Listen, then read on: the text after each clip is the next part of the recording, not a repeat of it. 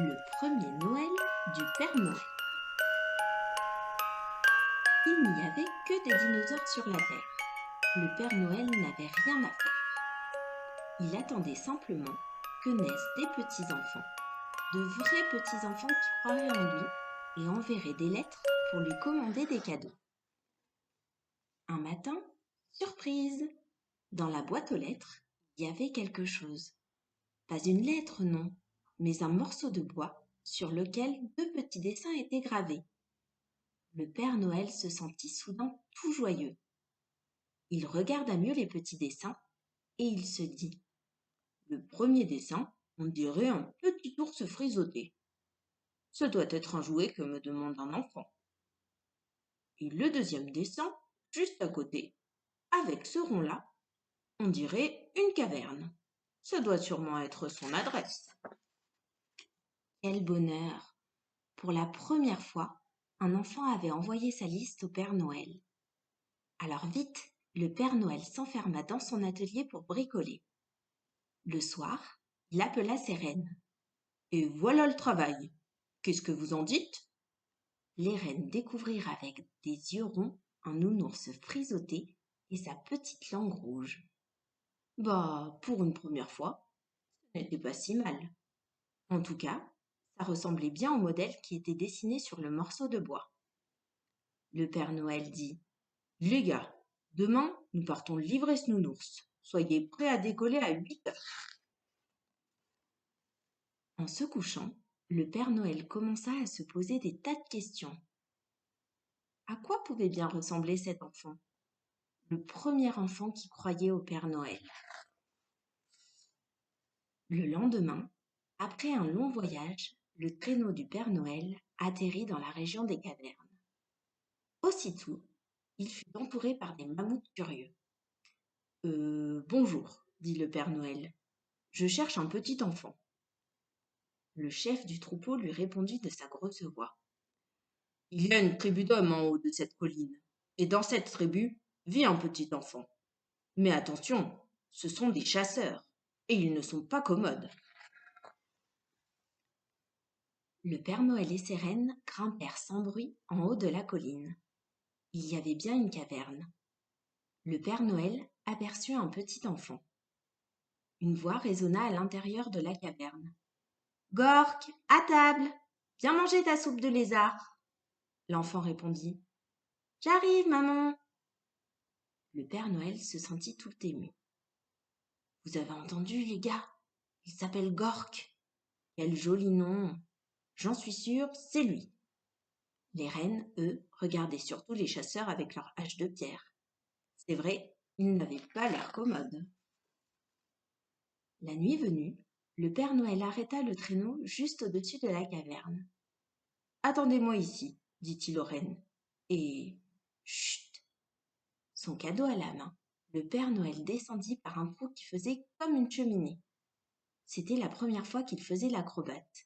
Son cœur battait très fort. À l'intérieur, les chasseurs ronflaient. Le Père Noël se dit en avançant sur la pointe des pieds. Pourvu qu'il ne se réveille pas. C'est alors qu'il vit une petite lumière qui brillait dans un coin. Le Père Noël appela à voix basse. Psst, psst, c'est toi? Oui, c'est moi, murmura Gork.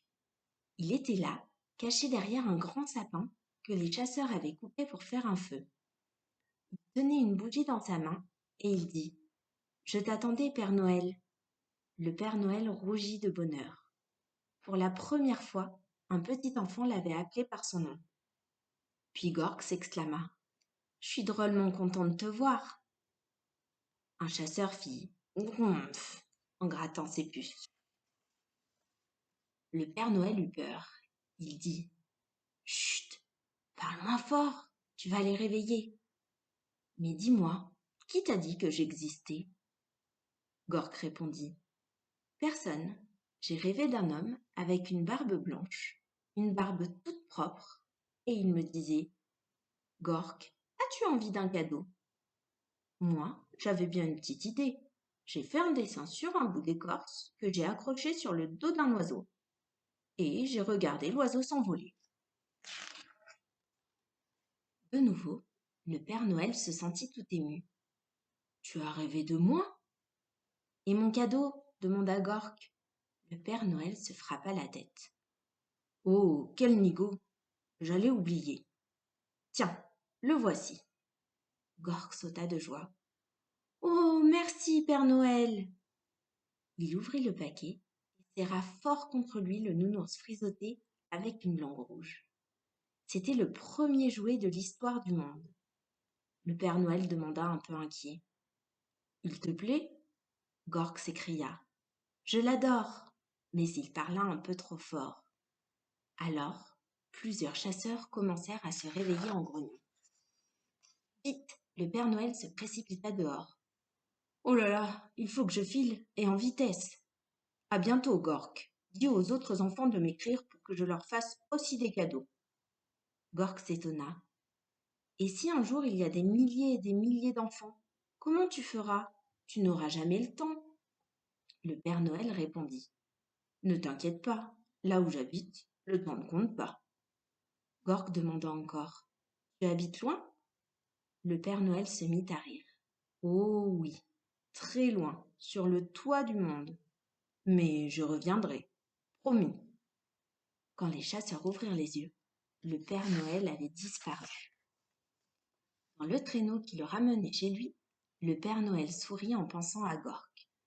Puis il poussa un long soupir. J'aurais tant aimé rester un peu avec lui et apprendre à mieux le connaître. On aurait joué à cache-cache, mais avec ces chasseurs, c'est trop dangereux. J'aurais pu prendre un coup de hache sur la tête. Il faut que je sois plus prudent. Sinon, qui distribuera les cadeaux aux enfants? À tous ceux qui naîtront à partir de maintenant. C'est pour ça que depuis le début du monde, le Père Noël passe la nuit, sans bruit, quand les hommes et les enfants sont endormis. Le seul qu'il ait jamais vu, c'est Gork, le premier petit enfant du monde.